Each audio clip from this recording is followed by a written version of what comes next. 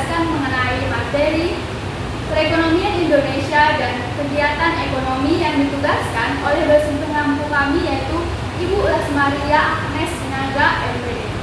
Sebelum itu kami akan memperkenalkan diri kami terlebih dahulu. Perkenalkan, nama saya Cherly Tarigan dengan NPM 23149. Saya Nadira B. Dulu Ginting dengan NPM 230910050. Saya Nadia Olivia Dulu Ginting dengan NPM 2309155. Saya Dewi Tresita Manalu dengan NPM 2309193. Selamat menyaksikan. Baiklah, di sini kami akan menjelaskan mengenai sistem perekonomian dan kegiatan ekonomi yang ada di Indonesia. Sistem perekonomian Indonesia merupakan sistem yang mengatur untuk mengalokasikan baik itu berupa barang, jasa, maupun sumber daya yang ada di Indonesia, baik itu secara individu maupun kelompok, untuk mencapai kesejahteraan masyarakat dan bangsa Indonesia. Sistem perekonomian di Indonesia juga memiliki dasar hukum yang dimana terdapat pada Undang-Undang Dasar 1945 Pasal 33. Di situ menjelaskan bahwa sistem perekonomian di Indonesia berdasarkan azas kekeluargaan, yang dimana tiap warga negara berhak memperoleh pekerjaan untuk mencapai kesejahteraan hidup mereka. Berikutnya, ada tujuan dalam sistem perekonomian di Indonesia. Yang pertama itu meningkatkan taraf hidup masyarakat Indonesia dan penduduk Indonesia. Hal ini bertujuan untuk mengurangi kemiskinan dan faktor kemiskinan di Indonesia. Kedua, menciptakan keadilan dan kemakmuran.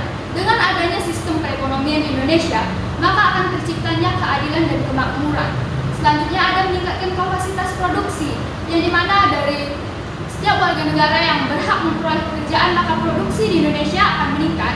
Maka dari situ pula akan terjadinya ekspor maupun impor yang dapat menambah meningkatnya perekonomian di Indonesia. Berikutnya ada meningkatkan kualitas pendidikan dan kesehatan di Indonesia. Contohnya dalam kualitas pendidikan itu adanya beberapa bantuan pemerintah dalam pendidikan, contohnya KIP dan PIP. Berikutnya dalam kesehatan seperti BPJS, Prudensial, dan beberapa asuransi lainnya. Hal itu dapat membantu mempermudah masyarakat yang kurang mampu untuk mendapatkan kesejahteraan perekonomian mereka. Di sini saya akan membahas mengenai tentang jenis-jenis sistem perekonomian di Indonesia. Yang pertama itu ada sistem ekonomi pasar atau disebut juga kapitalis. Yang kedua itu sistem ekonomi terpusat atau disebut sosialis atau komando. Yang ketiga yaitu sistem ekonomi campuran. Nah, selanjutnya itu konsep dasar koperasi di Indonesia. Kalau koperasi di Indonesia menurut Undang-Undang tahun 1992 didefinisikan sebagai badan usaha yang melakukan atau badan hukum koperasi dengan melandaskan kegiatannya. Berdasarkan definisi koperasi sekaligus sebagai dalam ekonomi rakyat yang berdasar atas asas kekeluargaan. Nah, di sini ada ciri-ciri koperasi. Berikut beberapa ciri-ciri koperasi secara umum. Yang pertama yaitu keanggotaannya bersifat sukarela. Yang kedua, rapat anggota merupakan kekuasaan tertinggi. Yang ketiga itu bersifat non-kapitalis. Yang keempat itu kegiatannya berdasarkan prinsip swadaya, swasta, dan swasembada. Yang kelima itu kumpulan orang. Yang keenam, pembagian penjualan berdasarkan perbandingan jasa-jasa modal dibatasi. Yang ketujuh, modal tidak dapat tergantung kepada anggota. Yang kedelapan, menggunakan prinsip persamaan. Yang kesembilan itu setiap anggota memiliki satu suara tanpa dengan modal. Yang ke-10, setiap anggota bebas keluar masuk. Yang ke-11 itu memiliki badan hukum. Yang ke-12 menjalankan suatu usaha, dan yang terakhir itu menanggung jawab koperasi adalah pengurus. Oke, selanjutnya tentang asas koperasi. Asas koperasi adalah asas kekeluargaan dan gotong royong. Asas koperasi sesuai pasal 5 Undang-Undang Nomor 25 Tahun 1992, yaitu keanggotaan bersifat sukarela dan terbuka. Yang kedua, pengelolaan dilakukan secara demokratis. Yang ketiga adalah kemandirian, di mana suatu koperasi harus berdiri sendiri tanpa bergantung pada pihak lain, yang didasarkan atas kepercayaan kepada pertimbangan, keputusan, kemampuan, dan usaha sendiri. Yang keempat ada pendidikan perkoperasian, yaitu kegiatan untuk meningkatkan pengetahuan, keterampilan, dan pemahaman anggota koperasi tentang koperasi. Yang terakhir ada kerjasama antara koperasi, yaitu bertujuan untuk meningkatkan kegiatan usaha. Nah, selanjutnya ada fungsi koperasi. Yang pertama, membangun sekaligus mengembangkan potensi dan kemampuan anggotanya. Ada juga memperkuat ketahanan ekonomi rakyat, yaitu dengan memberikan akses keuangan, mewujudkan kesejahteraan sosial dan ekonomi rakyat.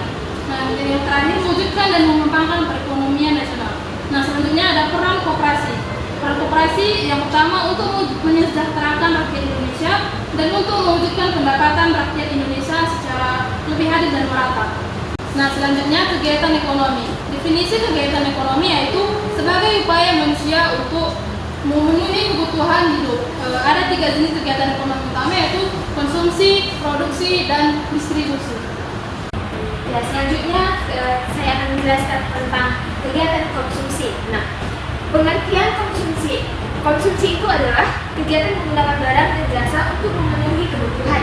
Nah, di sini ada dipaparkan contoh kegiatan konsumsi. Ada di sini makanan di restoran, membeli pakaian, menggunakan transportasi umum. Nah, di sini tadi kan ditanya kebutuhan, ya kan? Nah, jadi kalau kebutuhan pasti harus dipenuhi kan? Seperti yang membeli pakaian, manusia pasti memerlukan pakaian. Seperti makan di restoran. Nah, mungkin kalau pendapatannya mencukupi, nah jadi makan di restoran. Tapi yang paling membutuhkan itu seperti kebutuhan pokok seperti nasi atau makanan seperti contohnya ikan. Nah, itu salah satu kebutuhan juga kan, seperti menggunakan transportasi umum. Kita sebagai manusia pasti memerlukan transportasi umum, seperti contohnya mau pergi bekerja atau kemanapun kita pasti membutuhkan transportasi umum.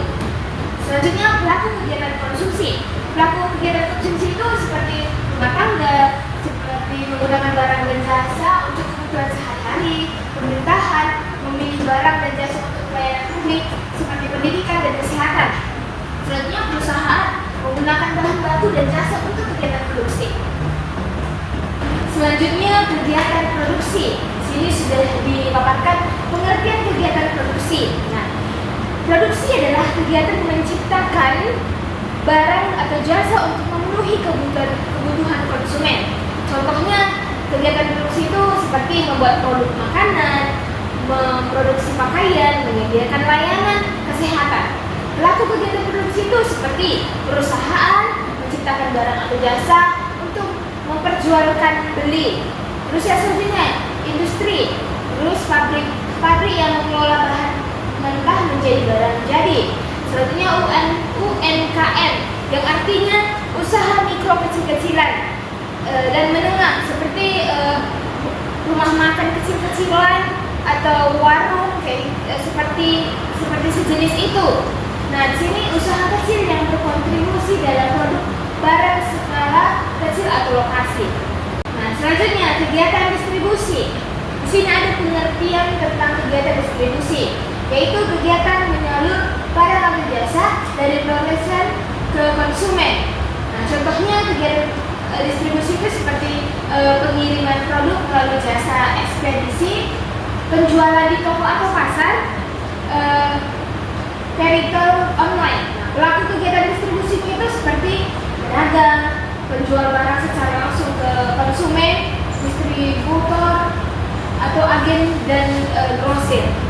Adapun kesimpulan dari pemaparan materi kapital 2 hari ini, yaitu Indonesia mengenai sistem perekonomian campurannya itu kombinasi antara ekonomi pasar dan peran negara. Dalam sistem ini, sektor swasta diizinkan untuk berkoordinasi dengan kebebasan pasar, tetapi pemerintah juga berperan aktif dalam mengatur, mengawasi, dan menyediakan berbagai layanan publik demi mencapai kesejahteraan bersama.